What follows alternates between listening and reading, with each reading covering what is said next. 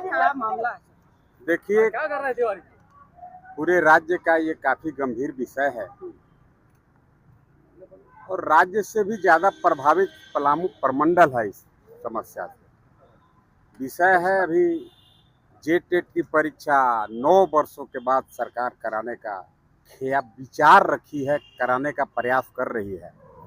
और उसमें भी 16 का जो नोटिफिकेशन था, 16 के नोटिफिकेशन के अनुसार जेटेट का परीक्षा 16 में हुआ, बहाली भी हुई लोगों की। लेकिन आज अननेसेसरी वर्तमान हेमंत जी की सरकार उस नोटिफिकेशन में छेड़छाड़ करके भोजपुरी और मगही भाषा को, अंगिका भाषा को हटाने का काम किया। अब सवाल है कि अगर एक रीजनल भाषा में बच्चे को मास्टर बनने के लिए और भी अन्य पद पर बहाल होने के लिए अगर किसी एक रीजनल भाषा में आपको अगर क्वालिफाई ही करना है तो आप भाषा को थोप नहीं सकते हैं हेमंत जी। जब 16 के नोटिफिकेशन में गढ़वा, पलामू, लातेहार में मगही भोजपुरी भाषा जो वहाँ की पलामुआ भाषा जो बोली जाती है वह जब था, तो आप अननेसेसरी उसको हटा करके आप क्या बताना चाहते हैं? अब आप बताइए, मैं बताता हूँ। खुशी हो रहा हूँ, थोड़ा पानी को भी मैं रोकता हूँ, देखता हूँ। तो राज्यपाल जी ने बोला है कि मैं मुख्य सचिव से बात करूंगा, मुख्यमंत्री जी से बात करूंगा। इतना गंभीर विषय, अगर गढ़वा, पलामू के, लातेहार के अगर भाषा को ही अगर हटा दिया जाएगा, मतलब गढ़वा, पलामू, लातेहार के लोग जिन्हें मुख्यमंत्री द्वारा बाई फोर्स कहा जा रहा है कि आपके लिए भाषा नागपुरिया है, जबकि नागपुरिया वहाँ आधा % भी लोग नहीं जानते हैं। तो ऐसे में जेटेट के परीक्षा का गढ़वा, पलामू और लातेहार के बच्चों के लिए कोई औचित्य नहीं रह जाएगा।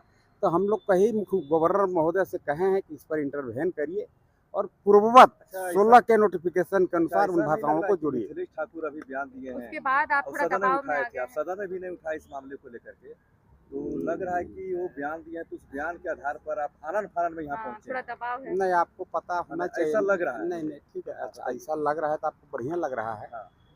इस पर मिथिलेश ठाकुर जी ने भी बयान दिया गढ़वा में। मैं गढ़वा में इस पर प्रेस कॉन्फ्रेंस किया था 2 दिन पहले। उसके बाद मिथिलेश ठाकुर ने कहा कि मैंने भी इस विषय को लेकर के मुख्यमंत्री जी को पत्र लिखा है। अरे कबूतर जा वाला थोड़े जमाना है जब पत्र भेज रहे हैं। पत्र भेजे, क्या जवाब आया नहीं बताएंगे, लेकिन पत्र भेज दिए। खुद उन्होंने शपथ लिया मैथिली भाषा में। मेरा मैथिली भाषा से कोई चीड़ नहीं है, लेकिन उन्होंने गढ़वा, पलामू के रीजनल भाषा को चिढ़ाने का काम किया। जिन लोगों ने उन्हें वोट दिया उन्हें चिढ़ाने का काम किया। छोड़िए, उस पर ज़्यादा नहीं जाएंगे। एक और विषय था, 2 विषय को लेकर हम लोगों ने आज मिलने का काम किया। एक और विषय है, कुटकू मंडल डैम बन रहा है। मंडल डैम जरूर बने, उससे किसानों को पानी मिलेगा, लेकिन वहाँ के 780 जो विस्थापित परिवार हैं वह गढ़वा रंका विधानसभा के रंका प्रखंड के विश्रामपुर और बलिगढ़ पंचायत में जबरदस्ती वहाँ का प्रशासन बसाने का प्रयास कर रही है। इसमें 2 तरह की बात है। एक तो 780 परिवार मतलब 5000 की संख्या हो गई। 5000 की संख्या अगर बलिगढ़ और विश्रामपुर में अगर जाकर के 1000 जो उसका दायरा दिया, 1000 एकड़ में बोलते हैं कि हम बसाएंगे। 1000 एकड़ में अगर 5000 लोगों को बसाया जाएगा, मतलब बादल फटने टाइप का, आदमी फट गया, आदमी का बाढ़ आ जाएगा। जो लोग पहले से वहाँ रह रहे हैं वो तबाह हो जाएंगे। और उसमें दूसरा भी एक टेक्निकल प्रॉब्लम है। मंडल डैम में जो विस्थापित लोग हैं वो सभी पेशा एक्ट से प्रोटेक्टेड हैं।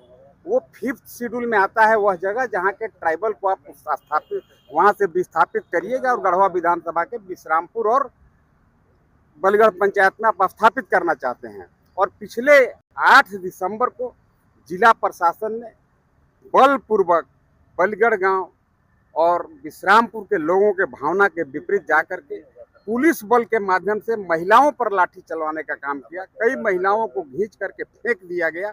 उस बात को भी मैंने यहाँ विस्तार से रखा कि भाई जबरदस्ती बिना ग्राम सभा के, जबकि आपको पता होना चाहिए पेशा का मतलब ही है कि ग्राम सभा को प्रधानता है। वहाँ के लोगों का भी ग्राम सभा नहीं हुआ और गढ़वा विधानसभा में भी जो विश्रामपुर बलगढ़ है वहाँ ग्राम सभा नहीं हुआ। ऐसे में गैर कानूनी तरीके से सरकार बसाना चाहती है और हम उसका विरोध करते हैं। और महामहिम राज्यपाल से हम निवेदन किए हैं उन 780 परिवार के लोगों को अन्यत्र कहीं बसाया जाए ताकि गढ़वा रंका विधानसभा का विश्रामपुर और बलिगढ़ तबाह न हो। धन्यवाद।